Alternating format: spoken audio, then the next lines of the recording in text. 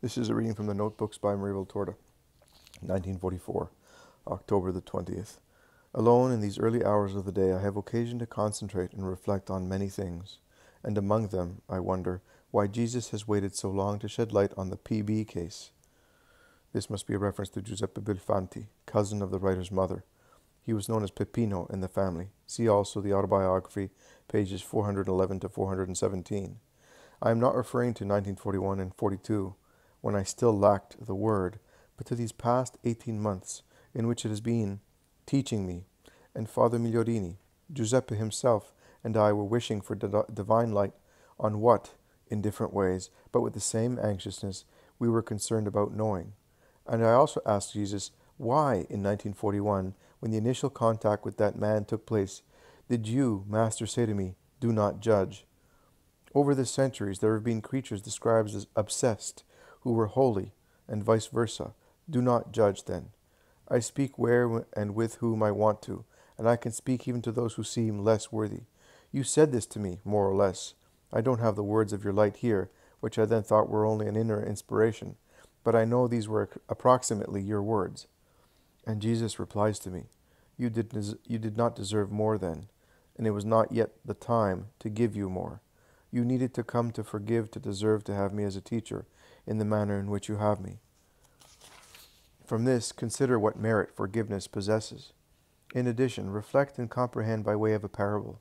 The present times can enable you to savor it better than the normal times, when you perceived only the taste of bread, without experiencing the difficulty of producing it. A woman wants to make bread for her family. She has abundant and good wheat. She has the material suitable for kneading it, and water, and an oven, everything. But she doesn't have yeast, or she has barely a crumb. She considers whether or not to make the bread, and thinks about waiting until she has the yeast in a sufficient amount.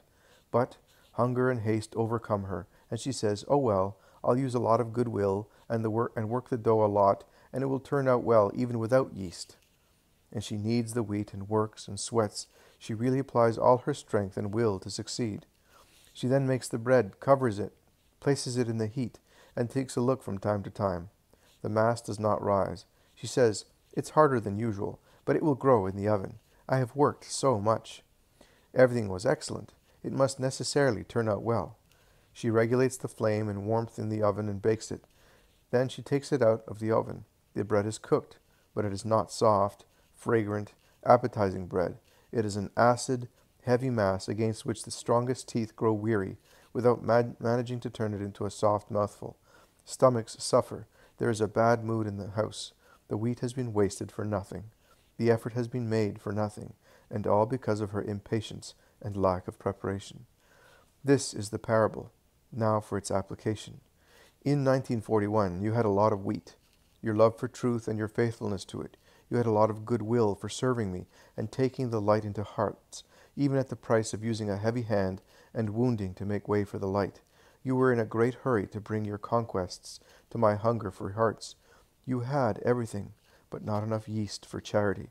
It is a virtue lacking not only in neophytes, but also in many who are not only solid Catholics, but also ministers in the care of souls. Now souls are the most delicate and sickest creatures in existence, more delicate than a baby a few days old. They are indeed infants that grow and form slowly. I am speaking about the souls of the majority. When a baby is born, he is in reality endowed with everything present in an adult.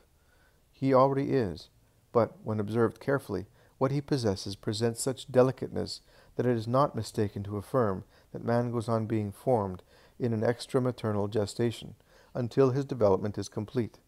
If one wanted to give adult food and habits to an infant, one would bring about his death. It is necessary to adapt food and life patterns to a person's age and organic formation. Don't you think so?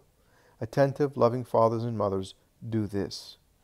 In the same way, souls are patients with one disease or another. They are wounded or convalescent, and these latter ones are indeed fortunate. But if a doctor were to act thoughtlessly upon broken members or exhausted organs, what would happen? And if he were to say, "Fool, it's your own fault that you're this way. Accept it. It serves you right. You're disgusting." As a result, the poor patient or wounded person or convalescent would be demoralized, and, in becoming depressed, would not react. Without help, he would not consolidate improvement. The wounds would get more putrid or deeper because they had not been treated by an expert hand, or had been poorly treated by an inexpert one.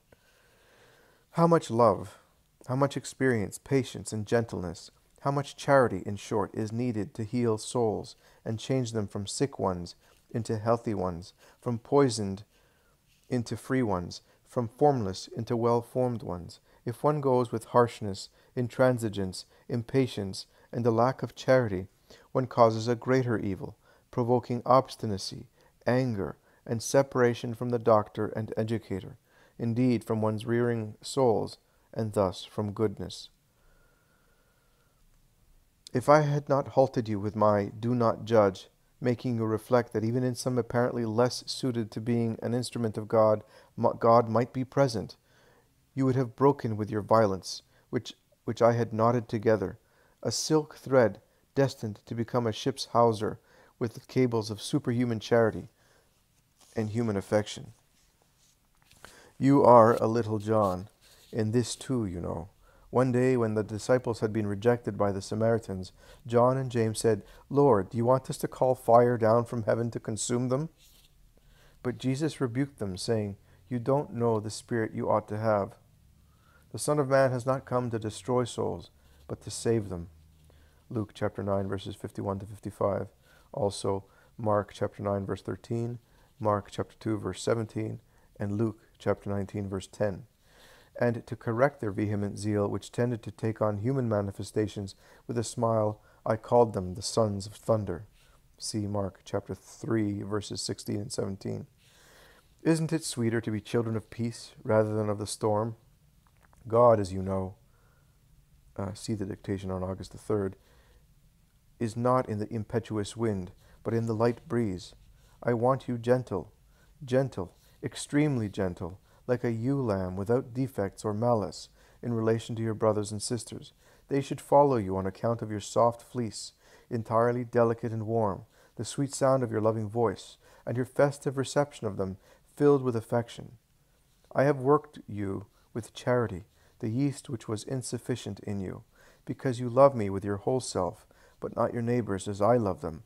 I want you to love them as I do, with mercy, even if they are lepers, with tireless patience, even if they are stubborn.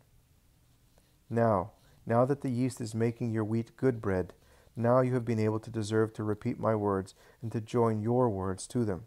And now was the time to say them for me and to receive them from them. A few months ago I could have said them as well, but they would not have fallen upon well-prepared ground. Their ground also had to be prepared to receive them. Go in peace. Your Jesus does nothing without a perfect purpose. And as for everything else you want to know, I repeat. See September 24th. Act as with Sister Benigna. My blessing for the good, my blessing upon the nascent work, it comes within the orbit of the preparation of spirits for the advent of my kingdom, of unity to offer resistance to the disintegrator of the world, who is speeding up his works and sharpening them in order to destroy promptly and completely. You can, then, give the work itself what you possess, sufferings, prayers, and actions.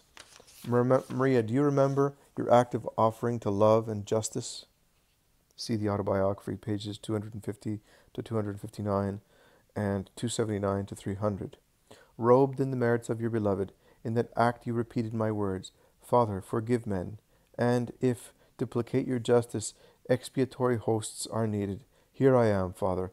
Immolate me for the sake of peace between man and God, between man and man, for the coming of your kingdom. And to me, your love, say, you said that the greatest love is offered by the one who lays down his life for his friends. John chapter 15, verse 13. That's it. I come and offer myself to you, so that your kingdom will be established on earth and in hearts. And you ask me to use you as an instrument, a blind instrument that does not ask the reason for anything. I use you for this, for my kingdom in the hearts of the men who no longer know me as I am. If they knew me as I am, very many would come to me. I want them to come. I take pity on these throngs. Many in them are corrupted, because they do not know the shepherd. Rally the flock together. The shepherd is coming. Let the sheep and the lambs gather at the sound of my loving appeal. The goats will separate by themselves. Are there only a few of you? There were 12, and 11 remained. Is the cradle obscure and base? In a manger, in the smallest of the cities in Judah, the Savior was born. Matthew chapter 2, verses 5 and 6. I bless the goodwills which gather. Let me have my followers, as Satan has his. Come back to the gospel, children. Come back. If there had been holier actions and words to bring spirits to goodness, I, wisdom, would have used them. There is nothing more suited to sanctifying than the gospel. Come to the fount of the waters of the Savior. Isaiah chapter 12, verse 3. Yes, they are truly waters issuing from my heart. These loving words which are my gospel, the word of the good news. The good news which I repeat once more with an urgent invitation to the world, which is perishing in what is not good. Great and humble ones who want this work, my blessing for you, and you, little John, are more of a martyr than ever for this reason. Go in peace.